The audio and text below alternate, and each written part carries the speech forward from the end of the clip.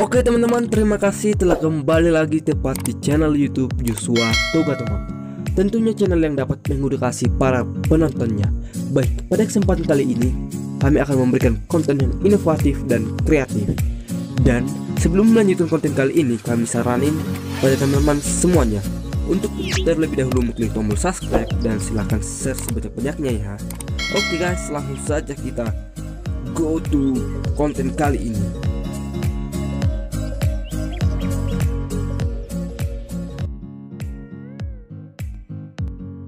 Oke, baiklah teman-teman semuanya, tanpa banyak basa-basi, mari langsung saja kita masuk ke pembahasan kita kali ini. Apakah Anda pernah berpikir bahwa orang Batak akan menjadi seorang penemu? Dan apakah hal itu mungkin? Tentunya hal itu mungkin, apalagi orang Batak terkenal dengan kepintarannya. Bukan hal sulit tentunya buat orang Batak. Oke, langsung saja kita simak video ini hingga selesai. Mengulik tentang perkembangan dunia otomotif khususnya mobil dari tahun ke tahun semakin pesat.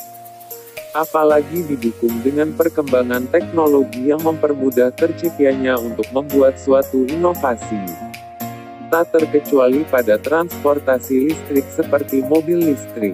Pada abad ke-18, para ilmuwan Hungaria, Belanda, dan Amerika Serikat mulai berpikir untuk membuat kendaraan bertenaga baterai atau listrik. Hingga akhirnya seorang pria Inggris bernama Robert Anderson menciptakan sebuah mobil yang menggunakan baterai listrik sebagai penggeraknya tepat pada tahun 1832. Dan mobil tersebut dianggap sebagai mobil listrik pertama di dunia. Medan patut bangga karena memiliki mobil hemat energi karya tim Horas dari Universitas Sumatera Utara, USU. Cover Magazine berkesempatan mewawancarai Adi Putra Simanjuntak, perwakilan divisi elektrik mobil Horas USU, dan Chandra Paranginangin, perwakilan divisi mesin diesel mobil Horas USU, untuk mengulas mobil Horas.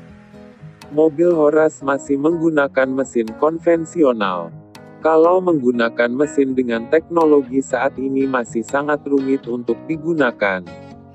Kita mengambil dari sisi lainnya, seperti pengurangan gesekan di ruang bakar, dan pengurangan gesekan dari sisi lainnya.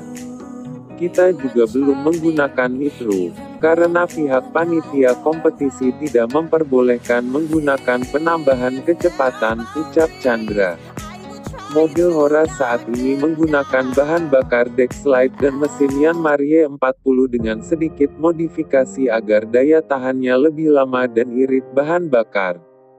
Adi mengungkapkan bahwa gesekan yang terjadi pada mobil listrik sangat minim sehingga semakin baik gerak mesin tersebut. Maka tak heran suara mesin yang dihasilkan pun kecil, polusi udara tidak terlalu banyak dan lebih ramah lingkungan. Tidak menggunakan oli. Mobil Horas tidak menggunakan oli, lubricant. Daya mesin murni berasal dari baterai yang menyimpan aliran listrik untuk menggerakkan mesin. Selain ramah lingkungan, Adi juga menjelaskan mobil bertenaga listrik sangat minim perawatan. Tidak seperti mesin lainnya, apalagi jika ditinjau dari transmisi atau kecepatannya. Dari segi spare part, mesin listrik tidak serumit mesin diesel atau lainnya. Mesin listrik hanya menggunakan baterai untuk menyimpan daya listrik. Sebaliknya, transmisi atau sistem konversi torsi, kecepatan pada mesin tidak membutuhkan gardan yang banyak. Artinya mesin ataupun spare part dari mesin listrik sangat terjangkau, apalagi sama sekali tidak menggunakan oli, ungkapnya lagi. Minim perawatan. Mobil listrik diprediksi akan menjadi mobil masa depan karena selain ramah lingkungan juga perawatannya yang sangat minim. Mobil ini hanya membutuhkan perawatan fisik, pengecekan software dan baterai, hingga pemeriksaan charger baterai.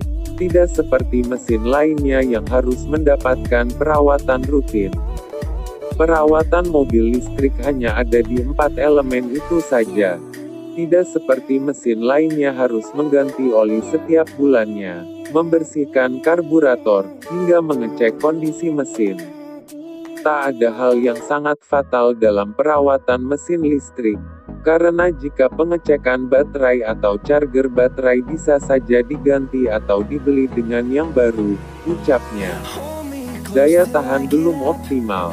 Pemasaran mobil listrik ditargetkan mulai tahun 2020 nanti. Menurut Chandra, kelemahan mobil listrik terletak pada jarak kecepatan dan terbatasnya ketersediaan sehingga hanya bisa dimiliki wilayah tertentu. Adi juga mengutarakan bahwa mesin listrik masih banyak kendalanya. Salah satunya adalah sumber daya manusianya yang masih minim. Oleh sebab itu jika mesin listrik rusak parah, perawatan mobil listrik pun akan terhambat.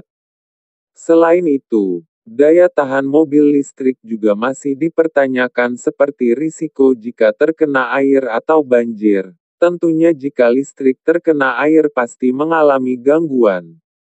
Tidak seperti mesin diesel, walaupun terkena air atau banjir masih bisa digunakan.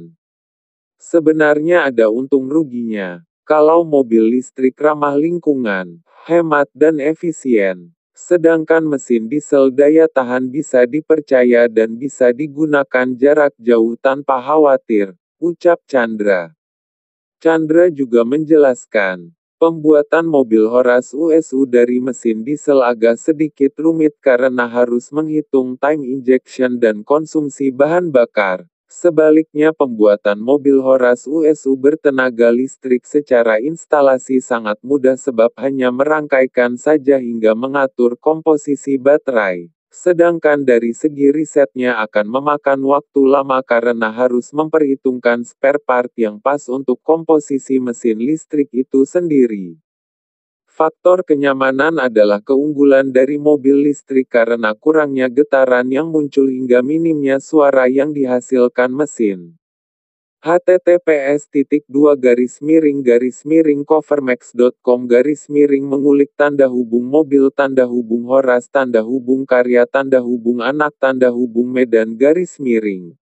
Okelah teman-teman semuanya, kami meminta maaf kepada teman-teman semuanya apabila ada tutur kata yang kurang berkenan, mohon untuk dimaafkan, dan jika ada saran dan request untuk konten kami selanjutnya teman-teman semuanya dapat membuatnya di kolom komentar tersedia di bawah. Happy watching and thanks for watching.